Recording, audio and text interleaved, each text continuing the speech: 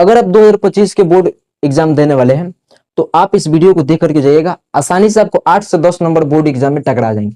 तो आइए हम लोग शुरू करते हैं। इस टॉपिक का नाम है आपके पास कारक। ठीक है, तो देखिए संस्कृत और हिंदी में कारक जो होते हैं लगभग सेम होते हैं, थोड़ा सा डिफरेंस है और दोनों में जो है ऑब्जेक्टिव आसानी से आपको देखने को मिलेंगे।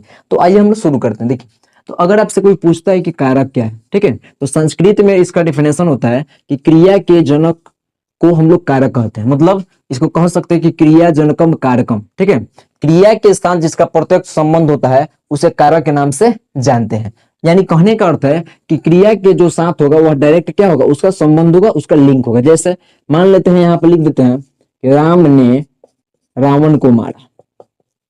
ठीक है, तो सबसे पहले आपको पता है कि वाक्य में जो ज्यादा जो मेन होता है उसे हम लोग बोलते हैं कर्ता। तो इसे हम लोग क्या बोल दिए, कर्ता। तो ये पूरा जो वाक्य आपको दिखाई पड़ रहा है, इस वाक्य में जो मेन है वह कौन है, तो कर्ता है। ठीक है, तो कर्ता कौन है, तो राम है, तो राम को कर्ता बोल दिया। इसके बाद जो साइड में रहता है उसे हम लोग बोलते हैं कर्म। ठीक है, जो साइड में रहता है, जैसे रावण क्या हुआ तो कर्म हो गया। ठीक है, और उसी प्रकार से जो मारा है वह आपको हो गया क्रिया। तो मान लीजिए कि इसमें से अगर हम को ऐसे में या ने को हटा दें तो मान लो कि इसका डायरेक्ट संबंध कैसे मालूम चलेगा कि राम रावण मारा, रावण को राम मार रहा है कि राम को रावण मार रहा है, कोई मालूम चल रहा है, नहीं मालूम चल रहा है। इसलिए इस बात को प्रूव करने के लिए इस कारक का खोज हुआ है। ठीक है, जो आपको प्रूव करता है कि क्रिया के साथ इसका जो है डायरेक्ट संबंध होता है उसे हम लोग कारक के नाम से जानते हैं। तो देखिए राम ने, तो ने क्या हुआ, स्पष्ट कह रहा है कि राम जो है वह रावण को मारता है, ऐसे में स्पष्ट कर रहा है। तो जो तुम्हारा स्पष्ट कर रहा है और इसका संबंध जो है वह क्रिया के साथ है। ठीक है, क्रिया नहीं क्रिया के साथ है। देखिए, तो इसका मारा जो है क्रिया के साथ डायरेक्ट संबंध है। ठीक है, तो इसलिए इसमें कारक कौन होगा, ने और को कारक होंगे। अब आप समझ गए होंगे। ठीक है, अब यहाँ पे कंफ्यूजन आपको रहता होगा कि यह जो सेंटेंस लिखे हैं इसमें कर्ता कर्म क्रिया कैसे पहचानेंगे। देखिए, जो पूरे कहानी का, जैसे मूवी आप देखते हो, उस मूवी में जो पूरा जो कहानी का निर्देशन करता है, जो पूरा हीरो रहता है, जो उसी हीरो का नाम है, ठीक है, तो कर्ता उसे कहेंगे। जो साइड में रहता है, जैसे मान लीजिए गुंडा है तो उस गुंडा को हम लोग कर्म बोल सकते हैं। और जो उसका मेन काम है, जैसे पूरा धुलाई करना या उसे मारना, तो उसे हम लोग क्रिया के नाम से जानते हैं। अब आप लोग स्पष्ट रूप से समझ गए होंगे। कारक जो है 8 प्रकार के होते हैं। ठीक है, ऑब्जेक्टिव में ये आपको पूछते हैं कि कारक जो है कितने प्रकार के होते हैं, तो 8 प्रकार के होते हैं। और संस्कृत में याद रखिएगा विभक्ति जो होते हैं वो केवल 7 होते हैं, एक संबोधन लेकर के ले जाते हैं। ठीक है, तो याद रखना होगा आपको कि कारक जो है इनके जो है लड़के होते हैं कितने, 8 होते हैं। तो 8 में यहाँ पे विभक्ति भी रहेगा संस्कृत में। ठीक है, तो यह आपको याद करना पड़ेगा। यह आपको विभक्ति है, यहाँ पे कारक है और यहाँ पे चिन्ह है। तो बोर्ड एग्जाम में कैसे पूछेंगे, यह आपको कन्फेशन हम कर रहे हैं। देखिए, तो अगर पूछता है कि प्रथमा विभक्ति में कौन सा कारक होता है, तो कर्ता होता है। और कर्ता कारक का चिन्ह क्या है, तो ने है, याद रखिएगा। ठीक है, उसका कर्ता कारक का चिन्ह क्या होगा, तो ने होगा।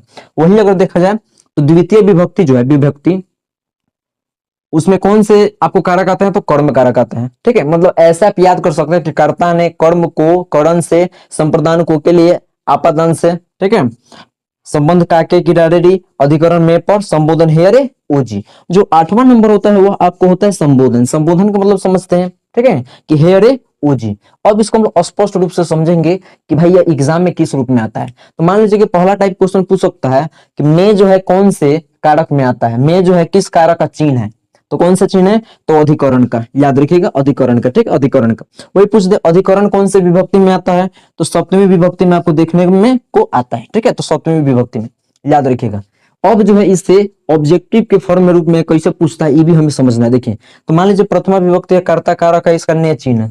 ठीक है, यहाँ तो हम लोग समझ गए। लेकिन इसके अलावा अगर देखा जाए तो जैसे दे देगा एग्जाम में कि राम ने रावण को मारा। ठीक है, राम ने रावण को मारा, इस वाक्य में ने कौन सा कारक है, तो ने कौन सा कारक है, सीधे आपको दिखाई पड़ रहा है कि प्रथमा विभक्ति कर्ता कारक है। तो यहाँ पे हमारा आंसर क्या हो जाएगा, कर्ता कारक। ठीक है, सिंपली अगर होगा, एकदम नॉर्मल दिया रहेगा तो ने कौन सा कारक होगा, वह आपको कर्ता कारक होगा। वही अगर सिंपली में पूछ दे कि है जो को लौक रहा है ये कौन सा कारक है, तो को जो आपको कौन सा कारक होगा, तो आपको कर्म कारक होगा। ये भी आपको स्पष्ट रूप से सेम टू सेम क्वेश्चन पूछेगा। ठीक है, राम ने रावण को मारा, वाक्य में कौन सा कारक है, तो वाक्य में तो कौन सा कारक होगा, एगो कर्ता कारक होगा और दूसरा का जो को कारक है, तो को कौन सा है, तो कर्म कारक है। ठीक है, लेकिन यहाँ पे भाई समझने वाला बात है कि यहाँ पे आपको सेकंड नंबर में दिखाई पड़ रहा है कि कर्म है। ठीक है, और इसके बाद दिखाई पड़ रहा है एगो यहाँ पे कि संप्रदान में है को के लिए। देखिए, तो इसका मतलब है, देखिए दोनों में नाम में स्पष्ट दिखाई, मैंने कर्म, यह जनरली सब जगह लग जाता है, सभी जगह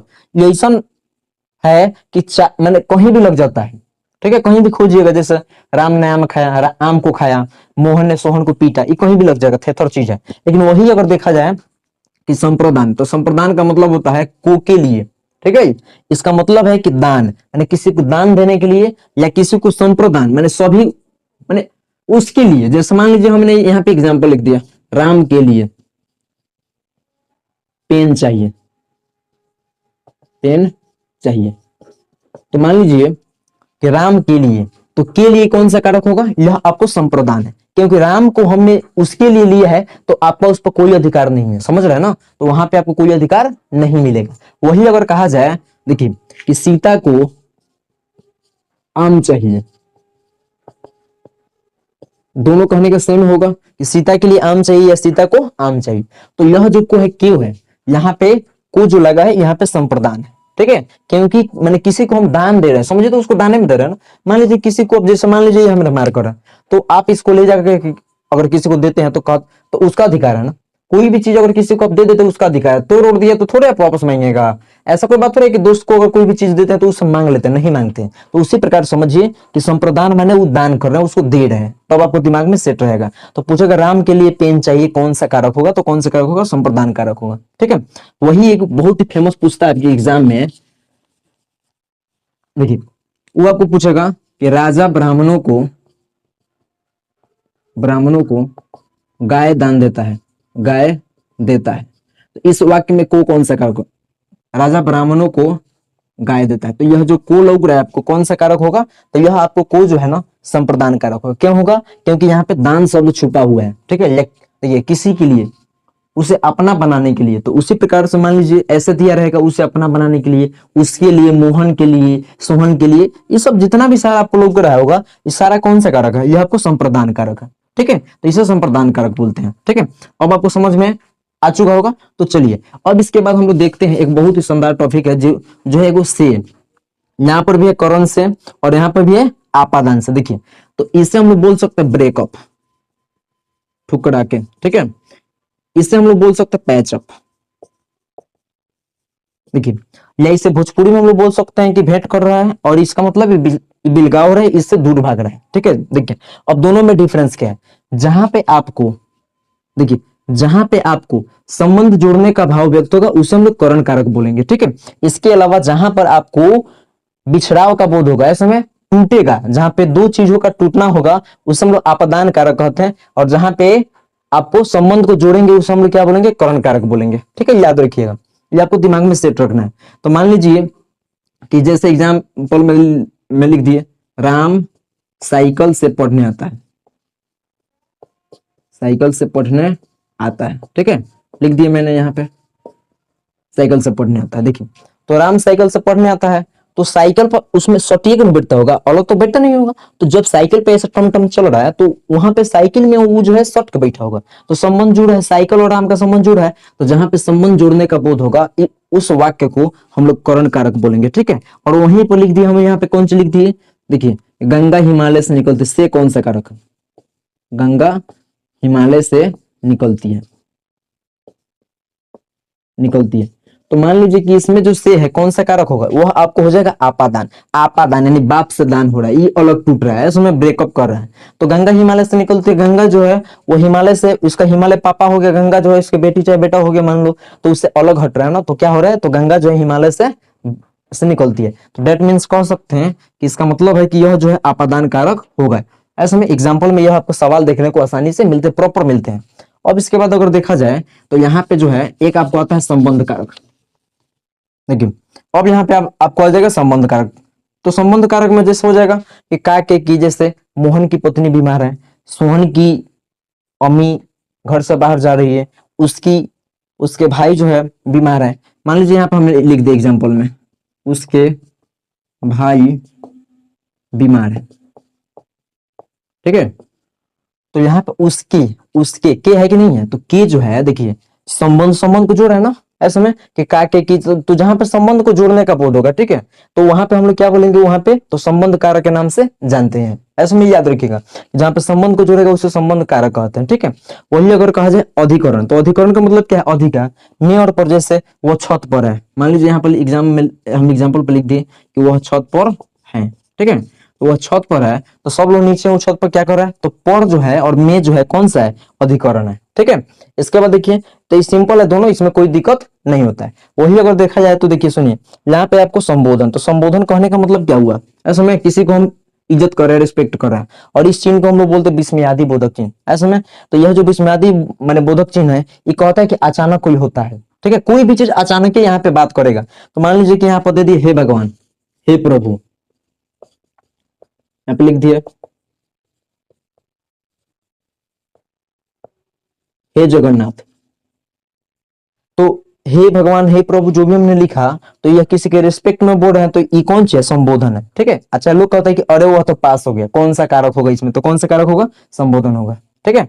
अच्छा, लोग कहते हैं कि ओ जी सुनते हो, एक बार में नहीं सुनेगा तो दो तीन बार में कहेगी ए जी सुनते हैं, ओ जी सुनते हैं, नहीं कहेगा तो नतिया सुनता है जी, तो ऐसा बोलता है सब। तो ये सब जितना भी चीज है, ये सारा रिस्पेक्टेबल चीज है, इसको हम लोग क्या बोलते हैं, तो संबोधन कारक के नाम से जानते हैं। ये दिमाग में सेट कर लीजिए, ठीक है। ऐसे ही आपके एग्जाम में पूछता है, एक फ्रेश लिख करके मैं आपको बताता हूँ एग्जाम में कैसे पूछता है, ऑब्जेक्टिव के ऊपर में देखिए, यहाँ पे पूछ सकता है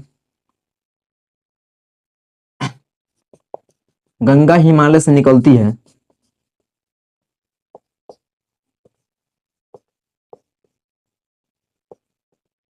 इस वाक्य में, इस वाक्य में से कौन सा कारक है, से कारक है, तो कौन सा कारक होगा बताओ। तो सबसे पहले पढ़ेंगे इसको, ठीक है। गंगा हिमालय से निकलती है, तो दिमाग में आइडिया रखेंगे, कर्ता ने कर्म को करण से, यहाँ पे से वो फिर आपादान से, तो आपादान कहने का मतलब वो ब्रेकअप, यानी जो है टूट रहा है, संबंध को टूट रहा है, तो इसका मतलब गंगा जो है हिमालय से निकल रही है, इसका मतलब वो अपने पापा को छोड़ रही है, डेट मीन्स हम कह सकते हैं कौन सा कारक, तो आपादान कारक, ठीक है। तो आपको एक नंबर आसानी से मिल जाएगा। तो आई होप इस वीडियो को आपको समझ में आ चुका होगा, तो अगर आप अच्छे से समझे होंगे तो कोई भी दिक्कत नहीं होगा, आसानी से आप जो है बोर्ड एग्जाम में 8 से 10 नंबर ला सकते